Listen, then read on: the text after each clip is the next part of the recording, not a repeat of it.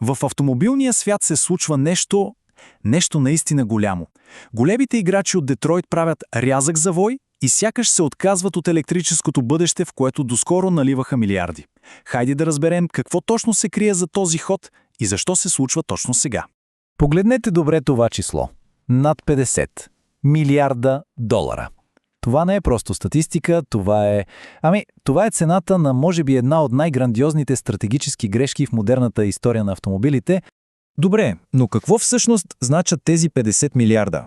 Това е сметката, която плаща голямата тройка на Детройт – Ford, General Motors и Stellantis, докато така да се каже дърпат шалтера на най-големите си мечти за електромобили.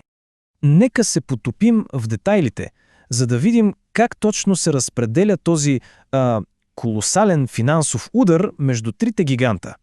И ето я и разбивката. И тя е, меко казано, отрезвяваща. Начело с абсолютно рекордна за индустрията сума са Stellantis. Да, това са хората за джип, с цели 26 милиарда долара отписани.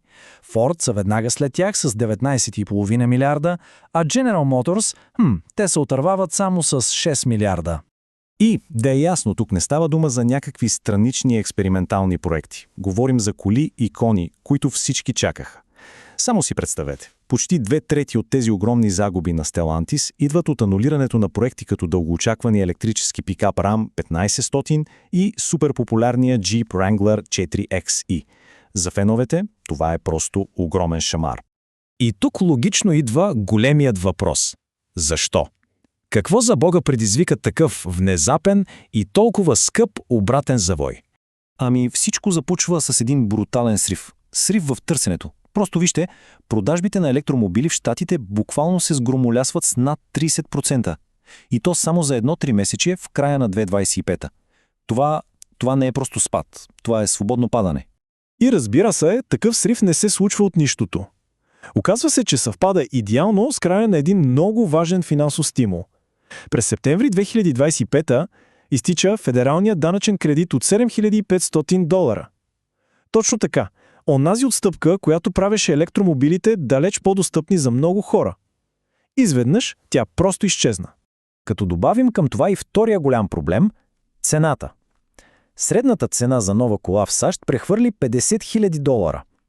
В един момент покупката на автомобил, и особено на електрически такъв, се превръща в лукс, който, повечето семейства просто не могат да си позволят. И сякаш високите цени не са достатъчни, старите страхове също са си тук. Знаете ги, онова притеснение дали батерията ще стигне до там, за където сме тръгнали. Или пък вечния въпрос, къде има свободна и работеща зарядна станция. Тези неща продължават да тежат и да спират много хора. И накрая третият фактор, който може би нанесе финалният удар – политиката. Администрацията във Вашингтон просто отмени онези строги екологични правила от времето на Обама. Точно регулациите, които на практика караха производителите да правят електромобили. Без този натиск, те получиха карт-бланш да се върнат към това, което носи сигурни печалби – старите добри бензинови двигатели. Всичко се свежда до отмяната на един ключов правен текст, така наречената констатация за застрашаване от 2009. Звучи сложно, но всъщност е просто. Това беше законовото основание, с което правителството можеше да задължи компаниите да произвеждат по-екологични коли. И когато то беше отменено през 2025, това задължение просто се изпари. И какво се случва, когато и пазарът, и политиците ти дават един и същ сигнал? Правиш логичното. Връщаш се към това, което знаеш, че работи и носи пари. И така, започва големият бензинов завой. Промяната е наистина драстична. От едната страна са замразените проекти. Чисто нови фабрики за електрически камиони, заводи за електромотори, цели съвместни предприятия за батерии, всичко това на пауза. А от другата страна – новата стара реалност. Повече камиони с двигатели с вътрешно горене, възраждане на чудовищни V8 мотори като Годзила на Ford и разбира се завръщането на легендарният 8-цилиндров Хеми двигател. И думите на изпълнителния директор на Ford, Джим Фарли, обобщават всичко перфектно. Той казва, вместо да наливаме милиарди в бъдещето, знаейки, че тези големи електромобили никога няма да донесат печалба, ние правим завой. Да дадем на американците избор.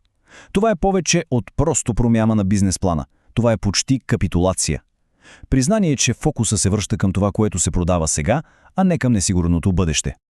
Добре, след като видяхме причините, нека погледнем и какви са по-големите последици от този обратен завой.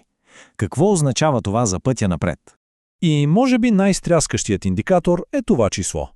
Минус. Минус 20,1 милиарда долара.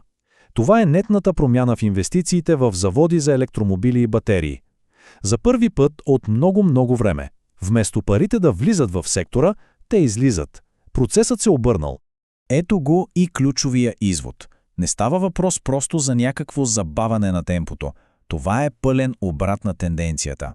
След години на постоянен растеж в инвестициите в чисти технологии, 2025 година бележи първия нетен годишен спад. Анулираните проекти просто са повече от новите. И така всичко това ни остава с един огромен въпросителен знак. Дали това е просто неравност по пътя, временна спирка преди технологиите да станат по-добри и по-евтини, или ставаме свидетели на нещо много по-голямо. Краят на електрическата мечта и триумфалното завръщане на двигателя с вътрешно горене. Пътят напред изглежда е всичко друго, но не е ясен.